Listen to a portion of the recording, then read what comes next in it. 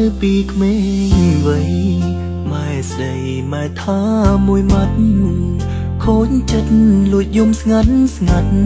មិនតបមួយម៉ាត់លួចខឹងម្នាក់ឯងម៉ែស្ដីប្រដាល់ខ្លាញ់កូនងងខ្លៅខ្លាចកូនវងវែងឲ្យកូនខំរៀនតនខ្លួននៅក្មេងតែចិត្តវងវែងចង់តែសំបាយដល់កំឡោះពេញវ័យហារតីម៉ែនៅដូចមុនពីងពេញម៉ែនៅទន់ភ្លុនព្រួងចង់ឃើញកូនខ្លាចជាមនុស្សល្អកូនប្រុងមិនស្ដាប់ធុញពីងរៀបរំក៏ខឹងតបតម៉ែអន់ចិត្តខ្លាំងគាត់ខំត្រដោញញឹមបន្តបន្លប់ចិត្តកូនក្រំតឹងភ្នែកម៉ែកូនហាយមិនរួញ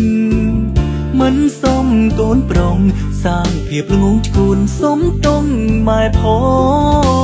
ងសុំលើកម្រាមដំចង់គង់ដល់ដីកូនគ្មានបំណងបនអង្គទេវតាមើលម៉ែខ្ញុំផងជួយថែឃុំក្រងកុំអោយកូនឈឺកូនប្រុងម៉ែមិនល្អមិនដូចជាកូនប្រុសគេ